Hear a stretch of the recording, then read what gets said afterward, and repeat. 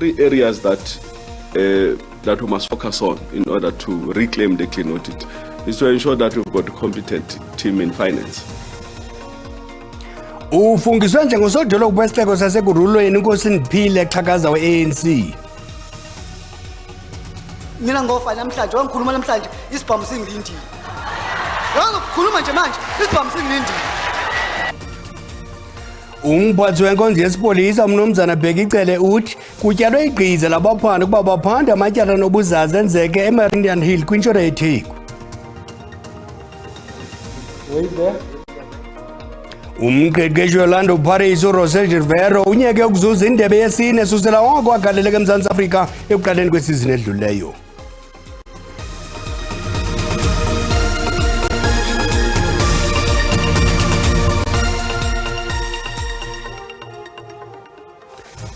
Xabisa ixesha kuze nexesha lokuxabise njengesiqhelo ngelixesha kwelijelo zindaba uxolo malibenani. Ufungiswe njengosodolophu wamasipala uMbaxa wasekurhuleni uMnumzana Nkosi Ndiphile Xhakaza. uMnumzana Xhakaza unyulwe ngaphandle kokuphikiswa emva kokukhikwa kukaMnumzana Sifuyile Ngodwana we-African Independent Congress kwisindululo sokungabi nathemba kuye kwiiveki ezimbili ezidluleyo. Kwintetho yakhe yokwamkela ukuba ngusodolophu uzibophelele ngokukhawulezisa ukuzisa iinkonzo ezingundoqo eluntwini. Ukwazile ukuphepha ukufakwa phantsi kolawulo umasipala wesixeko sase-Ekurhuleni. Umphathiswa wesebe lezobambiswano ngolawulo eGauteng, uMzika Ifani Khumalo, ebeyijonge ngelokhozi iseshoni yokonyula usodolophu emva kokuba bebakhuphele ileta ebekinyibisela umnwe wokuba lo masipala uza kufakwa phantsi kolawulo. Kodwa lo masipala uya wasimamela esi silumkiso wade ke wonyula uXhakaza njengosodolophu wesixeko sasekurhuleni. Three areas that we must focus on in order to reclaim the clean audit is to ensure that we've got a competent team in finance that are able to draw up the annual financial statement, because the quality of the reported information becomes critical. uXhakaza ngusodolophu wesithathu ukonyula kwesi sixeko ukususela kunyulo lomasipala ngo-2021. Ungene ezihlangwini zikaSivuyile Ngodwana nowayengene endaweni kaTanya Campbell wombutho we-DA. Where we stand out of the negotiation and discussion, the position of finance MMC is a position that will be given to the economic freedom fighters. There's no dispute about that. Ukonyula kukaXhakaza kulandela ukruthakruthwano kumaqela abambisene ngolawulo kwesi sixeko kunye nombutho we-EFF nothe ke waphinda wajika ekuhambeni kwexesha. Politics are not stagnant. What was good then or what was acceptable then would obviously, having looked at the material conditions of the time, would have changed over the months. Kusalindeleke ukuba kuphinde kubanjwe ingxoxo nanjengoko usodolophu esamele kukonyula isigaba sakhe solawulo. Umphathi wenkonzo yesipolisa uMnumzana Bhekicele uthi kutyalwe igqiza labaphanda ukuba baphanda amatyala nobuzaza enzeke eMarian Hill kwintshona yeTheku. uMnumzana Cele bethetha kwimbizo yabahlali ejoliswe ukuthintela ulwaphulomthetho. Kule veki ephelileyo abatyholo abalithoba babule ukudubulwana kunye namapolisa.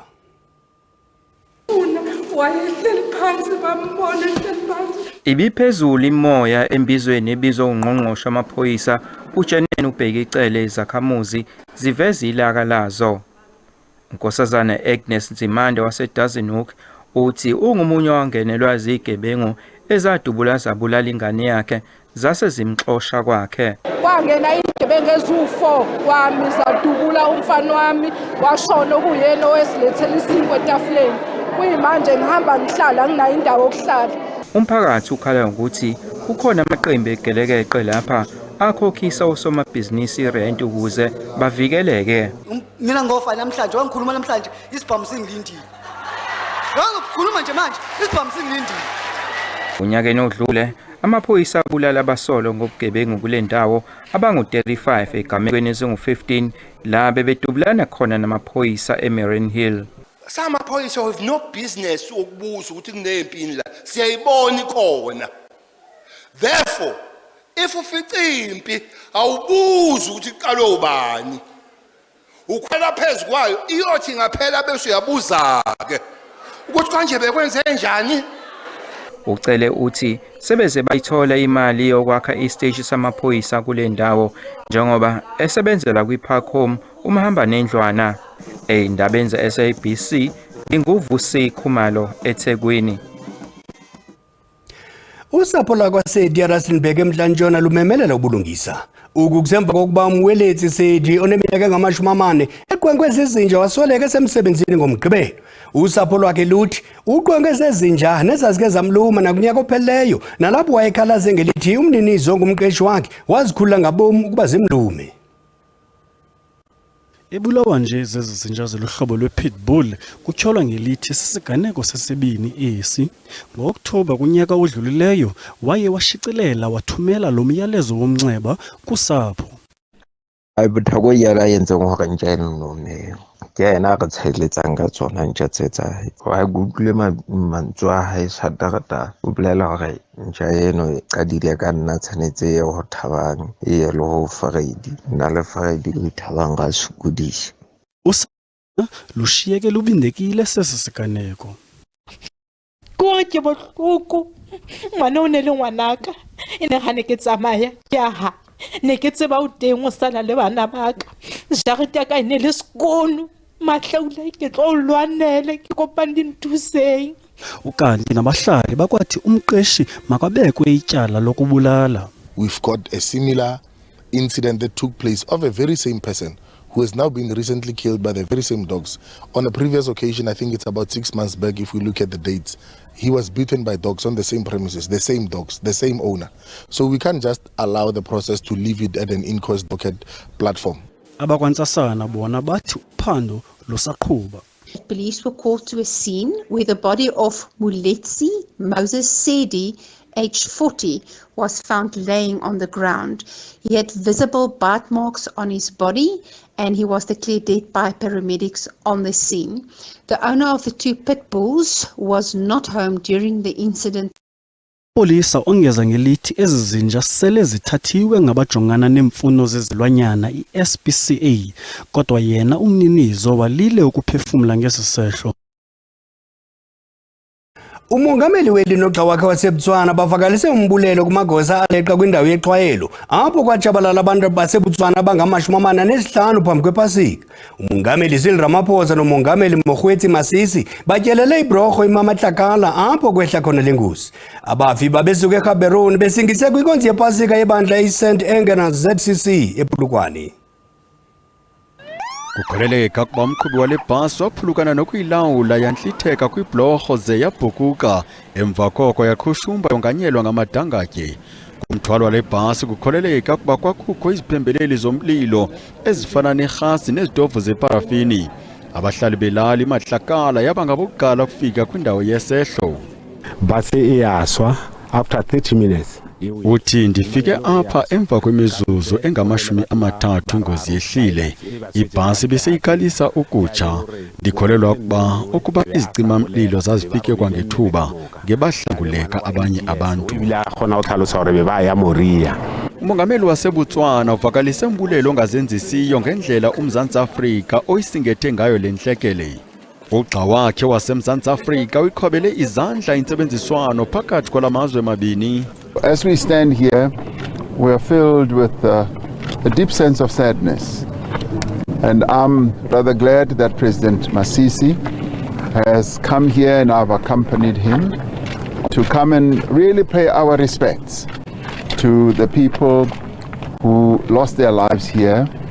And as I've said before, we've paid our condolences. Soon after the accident, I phoned President Masisi to extend South Africa's condolences to the people of Botswana.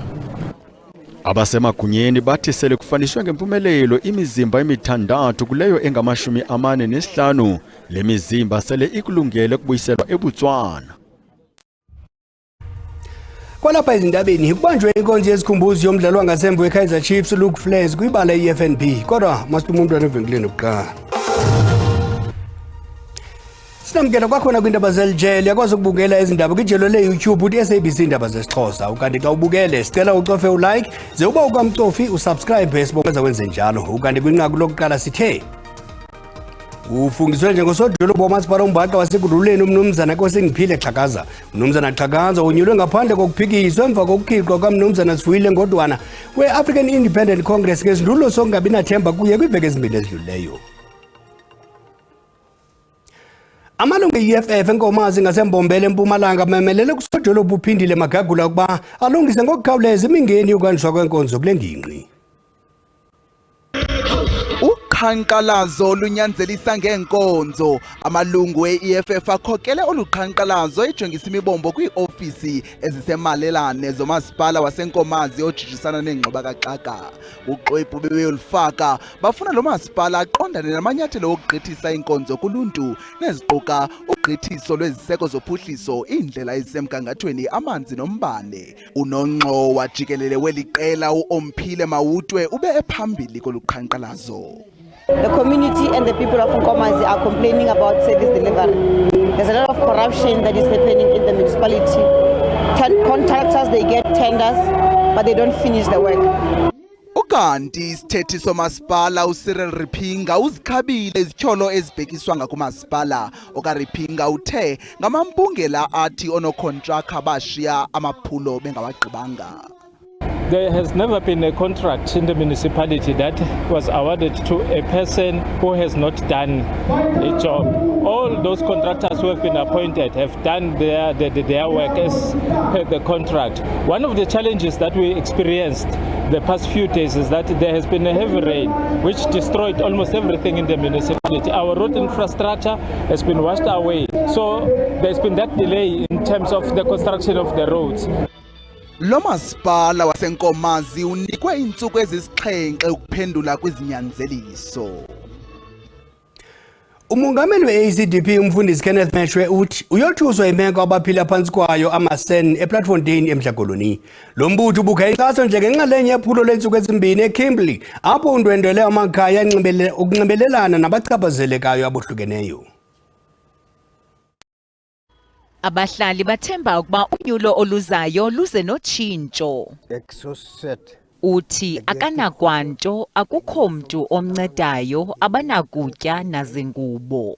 Bathi bakwajongene nengxaki yamanzi nombane kule ndawo. Uthi izindlu azikho kwisimo esisiso, kububutyobo nje, akukho manzi, akukho nambane. I-ACDP isebenzise eliphulo ukwazisa umgqatswa wayo kweliphondo kwisikhundla sokuba inkulu baphathiswa. We are first Christian, and it's our moral obligation and our belief system to make sure that people matters for us, and that is the kind of politics that this community needs. A politics that doesn't speak about getting a position, but more speak about what are we going to do in order to change our community, and that's what we are looking for. Umbutho uthi umqulu wawo wezithembiso uquka iinkonzo ezizizo, ucwangco nokhuseleko. Well, we condemn the attitude of people in government. People who bring food parcels to communities here and say to them, vote for us, we are going to help you. And thereafter, for 5 years, they disappear. Now, this is playing with people, playing with the emotions of people, undermining their dignity, and the ACDP condemns in the strongest possible terms. Lo mbutho ukwathembise ngokunceda usapho lwasePlatfontein. Obesakuba ngumongameli we-ANC nolilungu leqela i-MK umnumzana Jacob Zuma uthi umthetho weli ukhethi iphele masi. Utyhola inkqubo yezobulungisa ngokuba nomkhethe kwindlela aphatha ngayo umongameli osesihlalweni. Ekwangumongameli we-ANC esithi yena kufuneka aphendule kwabezomthetho. Umnumzana Zuma bethetha nabaxhasi bakhe ngaphandle kwenkundla ephakamileyo eseRhawutini nalapho bekubanjwe khona ityala lalo kaZuma lokutshutshisa bucala umongameli Cyril Ramaphosa. Obesakuba ngumongameli weli nolilungu leqela le-MK umnumzana Jacob Zuma uthethe nabaxhasi bakhe ngaphandle kwenkundla.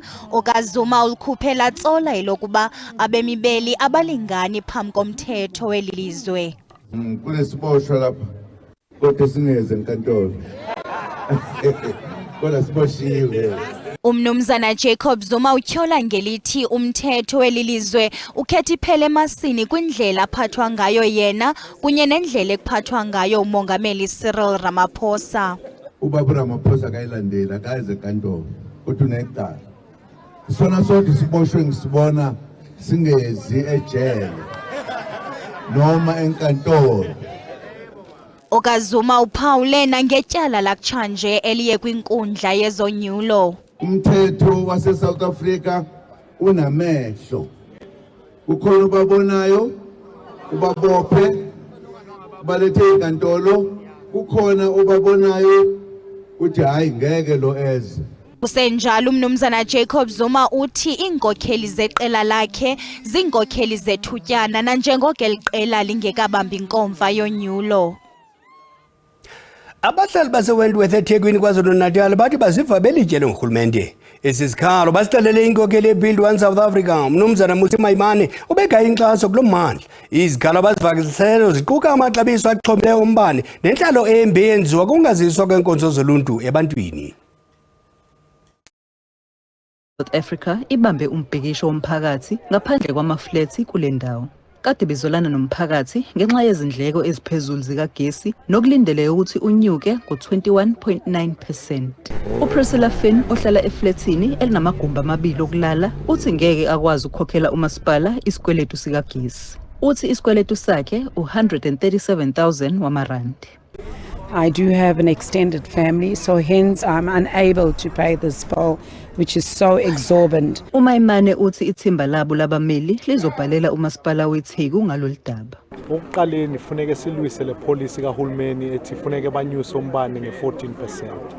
Leyo soyithatha emthethweni senkantolo ngoba uma wenza njalo wenza ukuthi amabhizinisi angasebenzi, wenza ukuthi abantu bethu baqhubeke basokole kungabi nemisebenzi iqhubeke kubona ukuthi abantu bethu bayasokola kahle. Ngingunonhlani Phumagwaza ezindabeni ze-SABC eThekwini. Kubanjwe inkonzo yesikhumbuzo yomdlalo wangasemva weKaizer Chiefs uLuke Flens kwibala yeFNB Stadium. Usweleke kabuhlungu isigarenga sokuqoqodiswa eRoderbort kwintshona yeGauteng. Italente kaFliers eyakhuliswa iUbuntu Academy yagqama nakwiSuperSport United zange ingathathelwa ngqalelo liqela leChiefs ze amakhosi amkhweba ngoOktobha onyaka ophelileyo ukungxelerheka kwamkhupha ixeshana noxa ngoku bekusele kufuphi ukuba avele kwakhona ngaphandle kwenyanga ezintandathu azichithe kweli qela kodwa umzila awushileyo awunakucimeka. So in his honor and to ensure he is not forgotten, our Executive Chairman, Dr. Kaiser Motaung, has agreed that we will retire Luke's jersey number 26.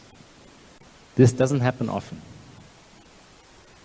But as a fallen soldier, the entire institution believes it's the right thing to do, and we want to ensure that his legacy is with us forever. Nyaka engamashumi amabini anesine emele eli kwihlabathi ukanti ukhe wabeka eli ezinkwenkwezini ngokulimela kwiTokyo Olympics zango-2021. Icandelo lebhola ekhatywayo lihlabe ikhwelo kurhulumente ukuba alakhele umkhanyo ngokungqingqwa izinga eliqatselayo lezigilamkhuba kweli. uFliers ube ngomnye wabadlali abaliqela basutywe ngokungenalisini lulwaphulo-mthetho. We need to deal with the crime that is affecting our country, and Luke's situation and incidents really puts a spotlight on the issues that we as a nation are dealing with. Usapho lumchaze uFliers njengoba lithemba ngomtha wakhe kungethi ekuqaqambiseni. Before season will start, I will tell him in the junior days, okay, Luke, I'm going to give you like 10 in a goal. And then Luke comes home with 5 goals a game, 10 goals a game. Luke is just clocking the game, so I had to get out of that contract. Ukanti ke uFliers uza kubekwa kwikhaya lokugqibela ngomhla wama-20 kule nyanga eneneni nokuba ibesaze ngobuso elizweni ulibalekile ugqatso olungenakuthi shwaka. Ukanti besemcaphulile nguKaizer Motaung Jr. Kwezemidlalo umqeqeshi Orlando Pirates uJose Rivero unyeke ukuzuza indebe yesine njengomqeqeshi kweli wothusa uninzi ngokuphumelela indebe ezimbini kwisizini yakhe yokuqala. Ushiyekelwe imidlalo emithathu akhusele ngempumelelo indebe yeNedbank. Umbengo mthiya ucima umlilo uthuma khumalo makhutshwe imbawula kuyabanda ngoku makube chusibele.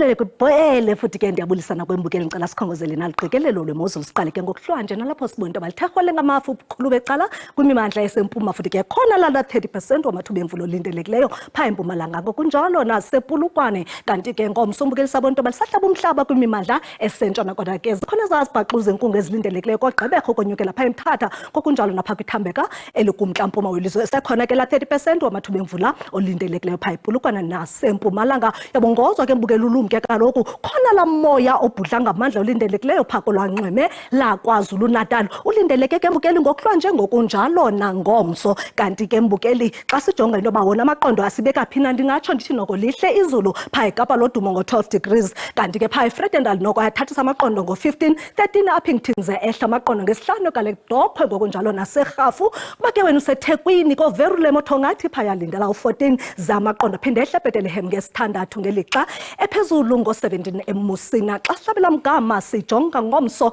ndingatsho ngebhongo ndithi noko lihle izulu lipholile ngo23 phaya Davos eBellville Kapa phaya ngokunjalo nasevostile kodwa kaphinda thathisa amaqondo bethu ngamashumi-30 phaya eFredendal kuba ke wena useSutherland lindela imozulu ephole nje kakuhle ngamashumi-20 naphaya ke Riversdale silindele lompolo kodwa ke ehla amaqondo emakhanda ngo16 ngelixa phaya eKomani nasezibeleni ukuyongena kovetlisi phaya ngo19 kulo 19 ke mbukeli naserhafu ngokunjalo nasenxuba kuphole kakuhle eThekwini ngo23 ngelixa phaya eMpangeni koRichards Bay phaya ingu24 naseGauteng silindele la mozulu epholileyo ngo21 ilompolo ke mbukeli naseliphalale nasemusina ngo24 degrees maniphele emehlweni nisalenhliziyweni kamnandi mawithi